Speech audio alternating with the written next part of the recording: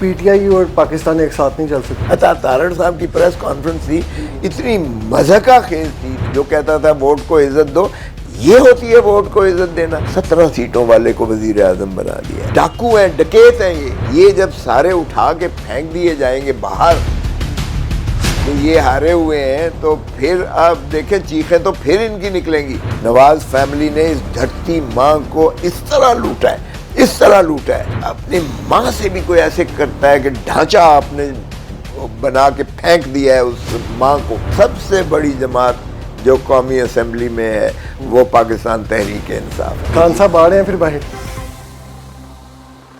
GNN+ میں خوش آمدید، میں ہوں طیب سلیحڑی، میرے ساتھ سردار لطیف کھوسہ صاحب موجود ہیں، پاکستان تحریک انصاف کے سینئر رہنما ہیں۔ آج حکومت کی جانب سے فیصلہ کیا گیا ہے کہ پاکستان تحریک انصاف کو جو ہے وہ بین کیا جائے گا۔ سردار صاحب بتائیے گا کہ پی ٹی آئی تو مٹھائیاں بانٹ رہی تھی، اب پی ٹی آئی کو بین کرنے کا فیصلہ کر دیا گیا ہے۔ ارے بابا، انہوں نے اپنے پاؤں پہ کلہاڑی ماری ہے، اس سے زیادہ بوکھلاہٹ کا جو ہے شکار نہیں ہو سکتی یہ حکومت جو ہے۔ ماشاءاللہ انہوں نے پہلے تو پوری کوشش کی کہ پاکستان تحریک انصاف کو ہوا میں بکھیر کر پھینکا جائے، وہ ان کی خواہش جو ہے 3 سزائیں کروانے کے باوجود 8 فروری کو پاش ہو گئی، جو عوام نے اپنا فیصلہ سنایا۔ پھر انہوں نے آدھی رات کے بعد فارم 47 کی شاخسانے میں ہماری 100 سیٹیں جو ہیں انہوں نے ہم سے چھینی، تاکہ ہمیں جو ہے اس کے باوجود ہم سب سے بڑی پارٹی بن کے ابھرے۔ پھر انہوں نے کہا کہ یہ مخصوص نشستیں ان سے چھینی جائیں تاکہ ہمارے پاس 2/3 آ جائے اور ہم آئین ترمیم کر سکیں وغیرہ وغیرہ۔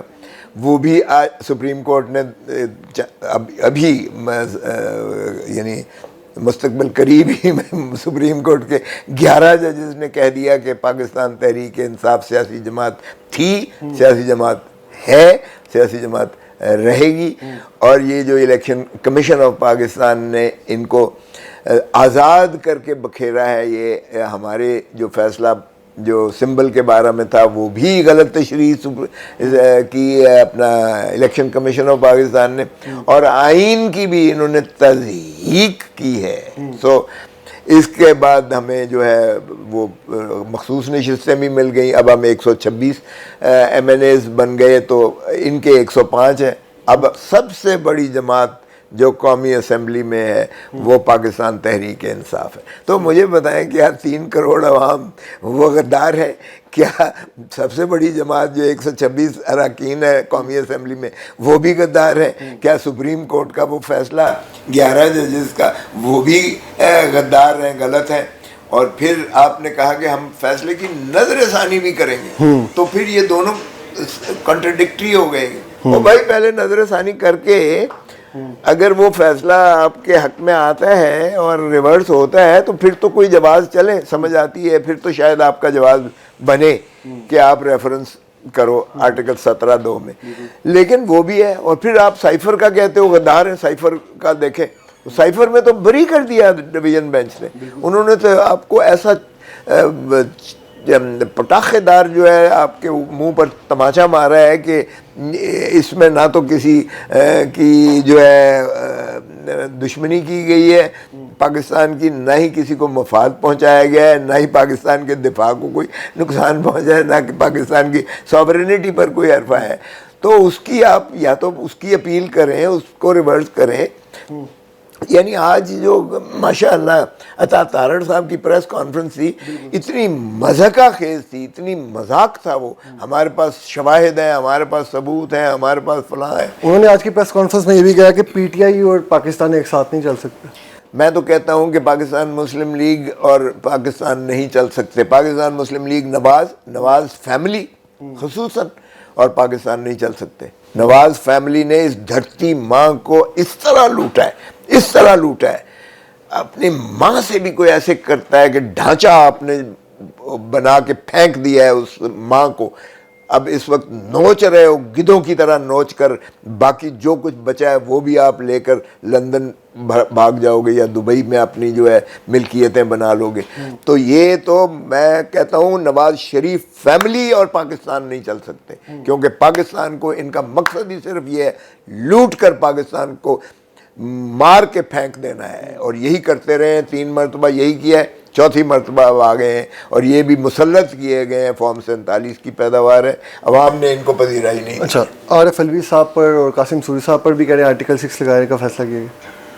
ओ भाई देखें, कासिम सूरी की जिस ऑर्डर की बात करते हैं वो तो साबित हो गया, वो तो साबित हो गया। क्यों? इसलिए कि आपका जो साइफर वाला केस था वो तो गया, हवा में बिखर गया, क्योंकि वो उन्होंने कहा कि कोई ऐसी, तो आपने तो साइफर पर ही बुनियाद बनाई थी ना, साइफर का ख़त्म हो गया। अब ये अमर एक हकीकत है कि अदम एतमाद की गई। और ये भी डोनाल्ड लू का वो जो बयान था, जो असद मजीद को उसने कहा कि पाकिस्तान की जो है, अगर तुमने इमरान खान को अदम एतमाद के ज़रिए इसको हटा दिया तो अमेरिका तुम्हें माफ़ कर देगा, पाकिस्तान को अमेरिका माफ़ कर देगा, वरना इसके नताइज भुगतने पड़ेंगे।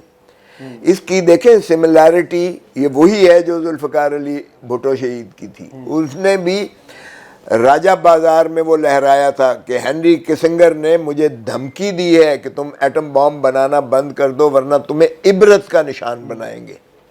सही। हमने हेनरी किसिंगर या अमेरिका से सरदनिश करने की बजाय हमने उस कायद को हमने लहद में उतार के फांसी दे दी। और 45 साल के बाद सुप्रीम कोर्ट वही कह रही है कि उसको गलत फैसला किया गया और उस वक्त की सुप्रीम कोर्ट ने जो है ये एस्टैब्लिशमेंट के कहने पर जो है उसको सजाए मौत दी। हुकूमत पहले ही कह रही है कि पीटीआई को ज़रूरत से ज़्यादा रिलीफ मिल चुका है फैसलों की सूरत में सुप्रीम कोर्ट के। देखें, अगर ये अभी तो हमारी बाकी है, अभी ये और चीखेगी। जब फॉर्म 47 का हमारा जो है फैसला हुआ और फॉर्म 47 वाले घुस बैठिए, जिसमें बशमूल नवाज शरीफ जो डॉक्टर हमारी यास्मीन से हारा हुआ है, जिसमें वज़ीर खुद शहबाज शरीफ जो हारा हुआ है, ख्वाजा आसिफ जो रिहाना डार से हारा हुआ है, ये जब सारे उठा के फेंक दिए जाएंगे बाहर कि ये हारे हुए हैं, तो फिर आप देखें चीखें तो फिर इनकी निकलेंगी। बेईमानी करने वाला, अवाम के हकूक़ पर डाका मारने वाला, धरती माँ को लूटने वाले और हत्ता के मैंडेट चुराने वाले, जो कहता था वोट को इज़्ज़त दो, ये होती है वोट को इज़्ज़त देना। कि हारने के बाद मैं आपको एक दिलचस्प बात बताऊं, मैं जीता ख्वाजा साद रफ़ीक से, तो ख्वाजा साद रफ़ीक ने मुझे फ़ोन करके और उसने अपनी शिकस्त तस्लीम की, आपको पता ही है, सारी दुनिया को पता है। उसने मुझे कहा कि आपको मुबारक हो। तो मैंने कहा ये बहुत अच्छा जेस्चर है, आपने ये जमहूरी रवायात ऐसे ही होनी चाहिए कि बिल्कुल, आपने तब भी कहा कि ग्रेस का मुजाहरा किया। बिल्कुल, हाँ, मैंने कहा कि ग्रेस का मुजाहरा, लेकिन मैंने कहा थोड़ा सा अपने बड़ों को भी ये ज़रा समझा देना था। नवाज शरीफ अगर हारा है तो मान लेता, ख्वाजा आसिफ हारा है, शहबाज शरीफ हारा है, मान 17 सीटें सिर्फ ये जीते हैं,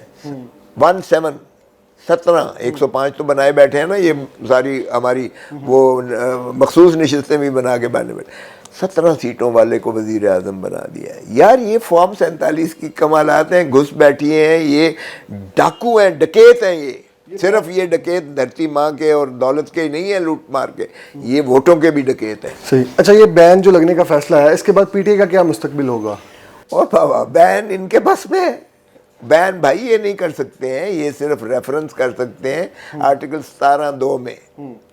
17(2) में ये रेफरेंस 15 दिन के अंदर कर सकते हैं। उसके बाद ये फैसला सुप्रीम कोर्ट ने करना है जो हतमी होता है। तो सुप्रीम कोर्ट के अभी इन्होंने पूरा जोर लगाया, यकीन करें इन्होंने इतना जोर लगाया है कि ये फैसला जो मखसूस नशिस्तों वाला था, सुप्रीम कोर्ट पर जितना जोर लगा सकते थे लगाया है। और वो 11-2 के 2 सिर्फ जज साहिबान हैं जो जिन्होंने हमारी वो जो है पिटिशन्स खारिज की हैं, बाकी 11 ने कहा है कि पाकिस्तान तहरीक इंसाफ। सो ये उसी सुप्रीम कोर्ट के पास दोबारा जाएगा मसाला। अच्छा, आखिर में ये बता देंगे, मिठाइयाँ तो बहुत जो है वो बांटी भी जा चुकी है, खान साहब की रिहाई कब तक मुतवक्के है? دیکھیں مٹھائیاں بالکل ہم نے بنتی تھیں، مجھے کہا گیا کہ جی بنگلہ ڈالیں جب عدت کے کیس میں سے بری کیا. دیکھیں عدت کا کیس شرمناک تھا، 1400 سالوں میں اسلام کی کبھی نہیں ہوا. 52% ہماری مستورات کی آبادی ہے، دنیا ساری کی عورتیں. یار یہ کہنا کہ پیریڈز کا سائیکل بتاؤ اور یہ مطلب اٹ از سو ہاریفائنگ. مجھے تو کہنا بھی شرم آتی ہے. ہم اپنے بچیوں والے بیوی ہیں، مائیں ہیں، بہنیں ہیں، ان کو اس طرح کی شرمناک وہ کیس تھا. اب صنم پر یار دیکھو کہ کوئٹہ اس کو لے جا رہے ہیں، کوئٹے کیا یعنی 7 سال سے بیچاری وہ اندر ہے، بچی ہے. وہ شرم آنی چاہیے اس طرح سے. ہم 1971 کا سانحے کو تو ابھی بھولے نہیں ہیں. 1971 کا شاخسانہ اتنا شرمناک ہے. لین جی، سردار لطیف کھوسہ صاحب ہمارے ساتھ موجود تھے، آپ نے ان کی گفتگو ملاحظہ کی. مزید اپڈیٹس کے لیے ہمارے ساتھ رہیے. اللہ نگہبان.